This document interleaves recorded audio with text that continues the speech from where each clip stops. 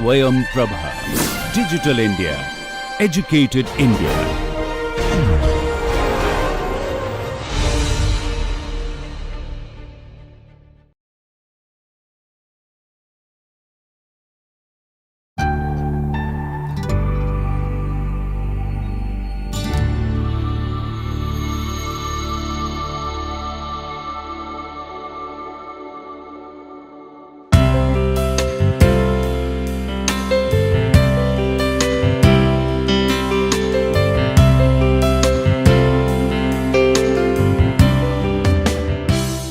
Welcome to the course of urban planning. Today, under the theme of different levels of plan, we are going to look at the regional plan. In today's lecture, while looking at the regional plan, we are going to see the conceptual understanding of a region and the regional plan. We are going to see how the regions are classified for the planning purpose. Further, we are going to explore the scope and purpose of regional planning and also look at various settlements in the region. The learning outcomes which we expect after finishing this lecture is that you should be able to conceptually define and describe region and the regional plan. You should be able to classify the regions for the purpose of planning, discuss the scope and purpose of the regional planning, and then identify, define and describe various settlements in the region. Starting with, we are going to look at what is a region. A region is a contiguous geographical area which has a fair degree of uniformity in administration, economic linkages or natural environment. It is relatively a large area with hierarchy of settlements and varying landscape. Looking at what is regional plan, a regional plan is a comprehensive plan at an appropriate scale for the integration of urban nodes and the semi-urban and rural areas. The scale could be district scale, inter-district scale, investment region or special area. If the regions identified are interstate, all states covered require to prepare sub-regional plans for their respective areas. The plan is based on the understanding of the characteristic of the region such as flow of people, goods, knowledge and money.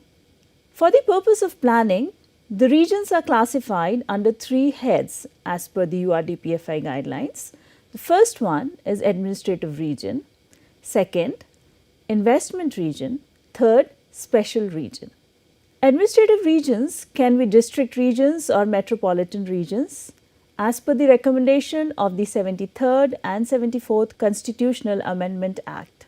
For example, we can see here Goa Regional Plan 2021, which is a state level regional plan prepared based on the two districts plan of North Goa and South Goa. We are looking at the image of North Goa and South Goa extracted from the Goa Regional Plan document. Another example of the region we can see is the Integrated District Development Plan prepared at the district level by State of Kerala. We are looking at the image of Kollam district taken from Integrated District Development Plan of Kollam district, Kerala. Likewise, we can look at another example which is Mumbai Metropolitan Regional Plan prepared for 2016 to 2036, prepared by Mumbai Metropolitan Authority. The regional plan is prepared for the metropolitan area. So, what we see here is this regional plan is prepared for the metropolitan area compared to the previous one which was prepared for the district. Another region, planning region which we see is the investment region. It can be new investment, manufacturing zones, industrial and freight corridors, special investment regions. They could be identified under the national acts or policies. For example, in this image taken from the website of National Industrial Corridor Development Corporation Limited shows various industrial corridors identified for the regional planning. We see here Delhi Mumbai Industrial Corridor which runs from this place to here. Here we see Delhi Mumbai Industrial Corridor. Likewise, we see Amritsar to Kolkata, the industrial corridor. We further also see Chennai to Bangalore, industrial corridor. Further, we see East Coast Economic Corridor, which has been planned from Vizag Chennai industrial corridor. Then we also see Bangalore to Mumbai industrial corridor. So, these kind of industrial corridors, again you see that they are passing through various states. So, therefore, they also become one kind of a region, and regional plan is developed for them as well. We can see here regions identified for development include Delhi Mumbai Industrial Corridor, which is also known as DMIC, Amritsar Kolkata Industrial Corridor known as AKIC, Chennai Bangalore Industrial Corridor known as CBIC, East Coast Economic Corridor ECEC, Bangalore Mumbai Industrial Corridor BMIC. Now coming to the special regions. They are sensitive in terms of environment, socio-economic or political aspects.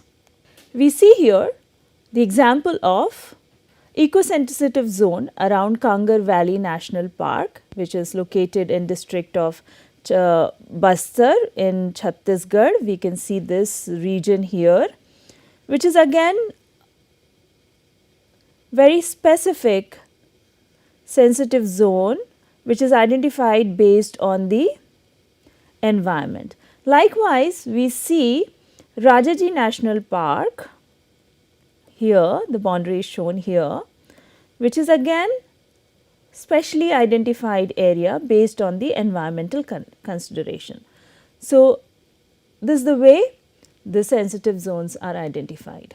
Now, coming to scope and purpose of the regional planning.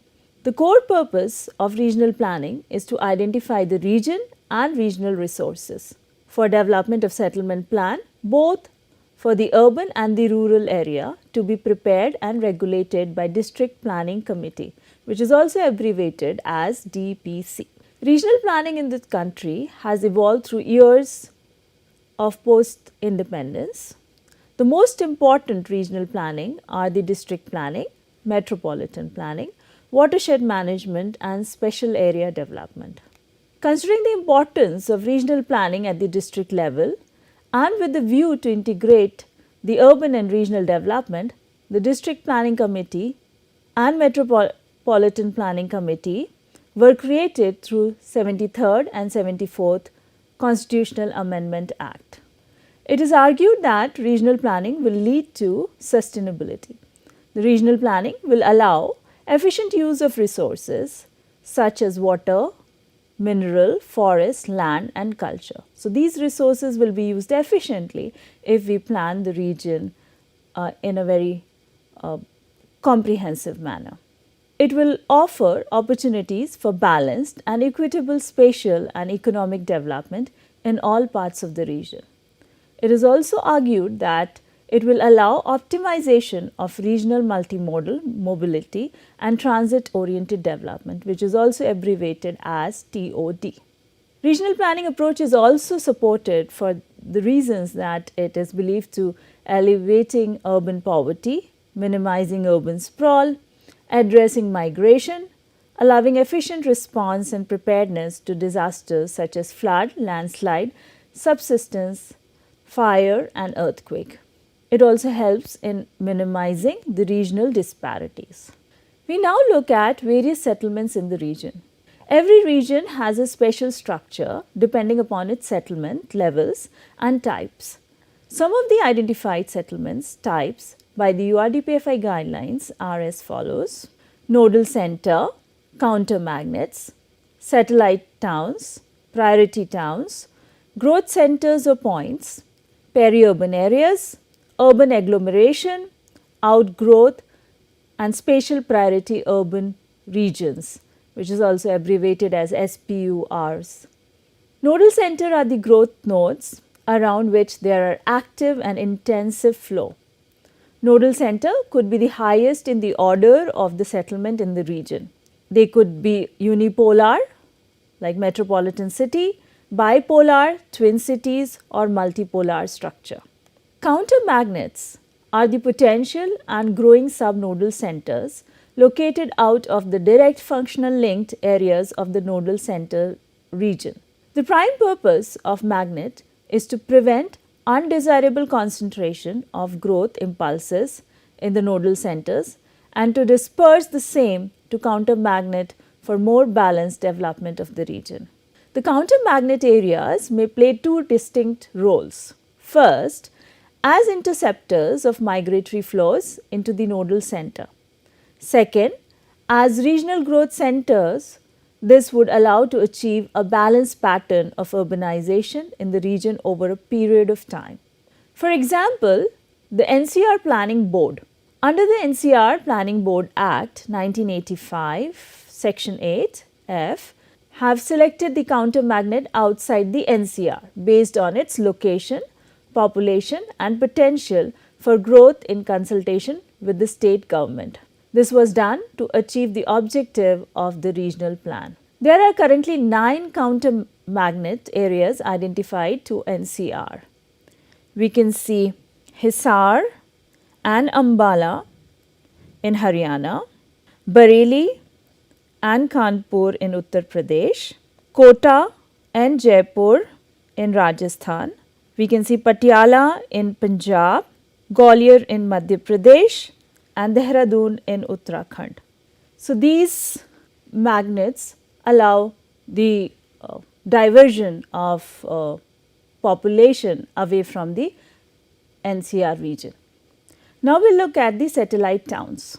A satellite town is one which is located near or within reasonable distance, well connected by transportation route of the growth node or a metropolitan city. For example, we see Gurgaon and Noida linked with Delhi, Navi Mumbai and Vasai Virar linked with Mumbai, Salt Lake City and New Kolkata linked with Kolkata. The satellite towns are dependent on the growth node largely for employment. If developed well, satellite towns offer great scope for providing economic growth and employment for the benefit of the main city, provided they are efficiently connected through transportation. Next we see is priority towns. Priority towns are the potential towns for investment and development, identified on the basis of their inter-areal relationship with the regional nodal center. For the integrated development of the identified region, identification of the priority towns and planning for their development is desirable. Growth centers or the point which we see are the settlements with growth potential and special advantage of location within the region. They can be classified as growth centers or growth point or service village in order of hierarchy from high to low while planning for settlement structure within the region. Now we look at peri-urban areas. Peri-urban areas are zones of transition from rural to urban land uses located between the outer limits of urban and regional centers and the rural environment. The boundaries of peri-urban areas are porous and transitory as urban development extends into rural, agriculture and industrial land.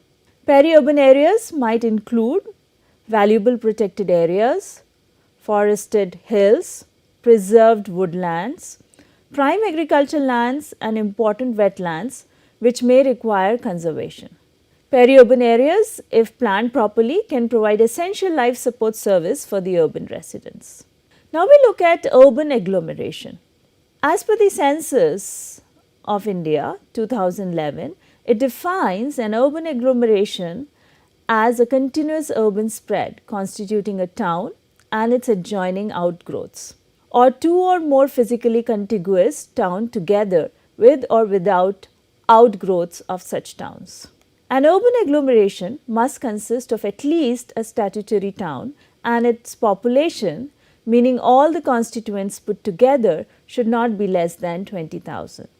In a varying local conditions, there were similar other combinations which have been treated as urban agglomeration, satisfying the basic condition of contiguity in the census. For example, Greater Mumbai urban agglomeration and likewise Delhi urban agglomeration. Now we look at outgrowth. Census 2011 defines outgrowth as a viable unit such as a village or a hamlet or an enumeration block made up of such village or hamlet and clearly identifiable in terms of its boundaries and locations. Some of the examples are railway colony, university campus, port area, military camps, which have come up near a statutory town outside its statutory limits, but within the revenue limits of a village or villages contiguous to the town. While determining the outgrowth of a town, it has been ensured that it possesses the urban feature in terms of infrastructure and amenities such as pakka roads, electricity, taps, drainage system for disposal of water waste, educational institution, post offices, medical facilities and banks, and physical contiguous with the core town of the urban agglomeration. For example, Central Railway Colony, Triveni near Triveni Nagar. Now we look at Spatial Priority Urban Region, SPURS. National Commission on Urbanization 1988 identified 49 spatial priority urban regions. They are identified based on observed trends of growth and Commission's assessment of growth potential, integration with national transport network, optimization investment and opportunities already in a particular region. So, we have so far in today's lecture seen how we define and describe region and the regional plan, classify the regions for the purpose of planning. We also discussed the scope and purpose of regional planning, and we went through different settlement types in the region, and we would be able to identify them, define them and describe them. For this particular lecture, these would be the references which will be useful for you. Our coverage was limited with the scope to make you aware of the topic. There are enormous readings and movies available to explore. Few are suggested here. This is not an extensive list. You may feel free to suggest more from your experience. Please feel free to ask questions. Let us know about your concerns you have. Do share your opinion, experiences and suggestions. Looking forward to interacting and co-learning with you while exploring cities and urban planning. Thank you.